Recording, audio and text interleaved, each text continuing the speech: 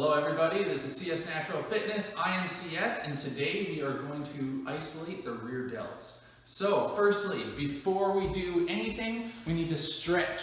Firstly, we're going to stretch out our chest. You can do this against a wall or your elliptical, whatever. You're just going to get your arm basically parallel with the ground and you're going to twist out. You're going to hold that for 30 seconds to a minute. Then you're going to swap, do the same thing to the other side. And then you're going to do another chest stretch where you have your elbow up like this. Once again, turning away from that, holding that for 30 seconds to a minute. Then again, doing it to the other side. And then you're going to stretch out your lats. With your lats, you can do this against a wall, you can do it on a bench. Against a wall, you would go like this, putting your elbows against the wall and start stretching. I'm going to do it on a bench, which you can also do on like a stability ball, yoga ball, whatever. You can put your arm just like this, and you're going to bend down, really trying to put force into your armpit. Holding that for 30 seconds to a minute, and once again doing that on the other side.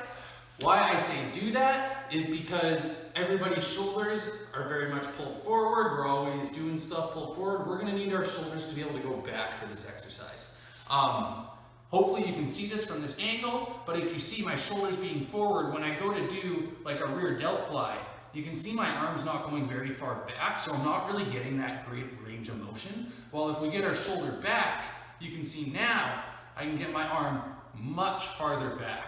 So that's one major reason why we want to stretch, get everything stretched out so you can actually do that. You'll notice before you stretch, it's really hard to squeeze everything back there because everything's so stretched out.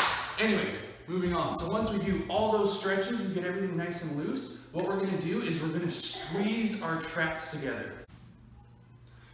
Alright, so firstly, we need to learn, if you don't already, how to use our shoulder girdle or our shoulder blades. Basically, our shoulder girdle pushes our shoulders forward, pulls them back, puts them up, puts them down. So basically what we want to do is push them back and down and really try and squeeze your inner back just like that. To give you a little bit of a show, pulling your shoulder blades back, really trying to squeeze your traps. Once again, pulling those shoulders back and holding that all together, you're really going to notice that you can get good range of motion. If your shoulders were to be forward, once again, you're not going to get that range of motion. So make sure your shoulders are back and down and hold them there. So for this entire exercise, for the entire set, you're going to hold your shoulders back and down. At first, you may not be able to do this because everything is so tight at the front. It's hard to hold that and consciously hold that.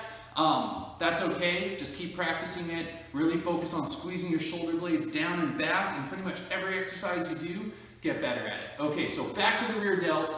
We stretched, we're holding those shoulder blades back and together. So with this, you could just do, I know 2 pounds, get over it. You could just do bent over rear delt flies, once again pulling those shoulders down and back, and then going out like that. Or you could do it on a machine with like a reverse pec deck and everything, which is what I'm actually going to show you on today, just because it's easier for you to see and everything. So I'm going to go ahead and jump on there. I'm not going to do a lot of weight because I'm not actually working out. So yes, I need to get awkwardly into my machine. Lots of gyms have regular pec decks that you sit there and everything.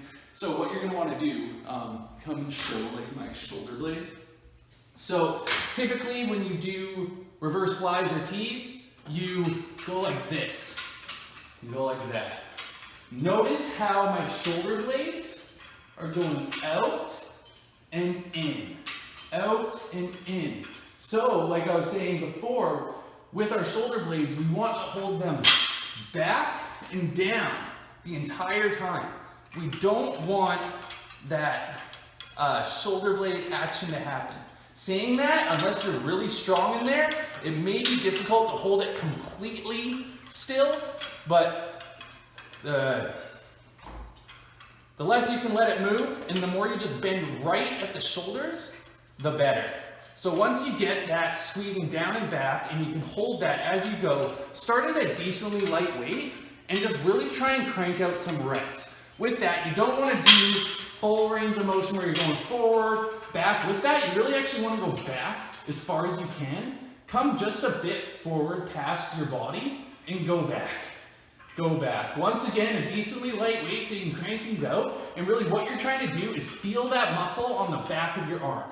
Really trying to feel it, well maybe not the back of your arm, sorry, the back of your shoulder. You're really trying to find that squeeze. If you have a gym buddy or a gym partner, while you're doing this, if they like poke your rear delt muscle, it will really help you find that squeeze.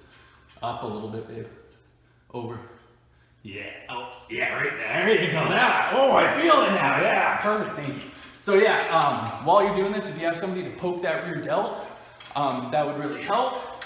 But yeah, and then you're just gonna do that, feel that burn, really try and feel that muscle. Once you get a good feel of that muscle, you're gonna wanna start using it. And this is how you're really gonna be able to isolate it. What you're gonna do is get it back, really try and feel that rear delt squeeze and contract. Then you're gonna let it go forward just a little bit. And when you feel like you're losing that squeeze on that rear delt, and just before you lose it completely, you're gonna try and squeeze it again and go back. Squeeze it again, go back. And you're gonna try and squeeze it for the entire set. Really trying to squeeze it as hard as you can at the bottom so you get an intense contraction as you go up to the top. Whew. And that wasn't very heavy, but that was a long set. Whew. And that is how you isolate your rear delt. You need to stretch everything out so you can get those shoulders back and down. And then you need to hold those shoulder blades together. And then you need to just bend right at that shoulder. Not that, but that. And then just doing really lightweight. Like I said, stay in the back, trying to find that squeeze. Really focus on getting that squeeze on the back of your arm. Find it, and then start going forward. Squeeze at the bottom. Get it back. Go forward, squeeze, go back. Really just focus on using that squeeze. Once you can do 15 reps, where you're really getting a good squeeze and you're holding it the entire time of whatever light weight you're on, that's when you can up the weight, you know. I was just doing 30. I can do that for a while. Say I was at 50. I did 10 one day, you know, next day I did 15. For my second set, I'd probably amp it up from 50 to 60, you know, that extra 10 pounds. Then I'm probably gonna hit 10 to 12 reps. Anyways, going off, that is how you isolate your rear delts. If you guys have any other muscles you want me to tell you how to isolate and how to get all that going, please let me know. Otherwise, I'm CS, this is CS Natural Fitness, and have a good day.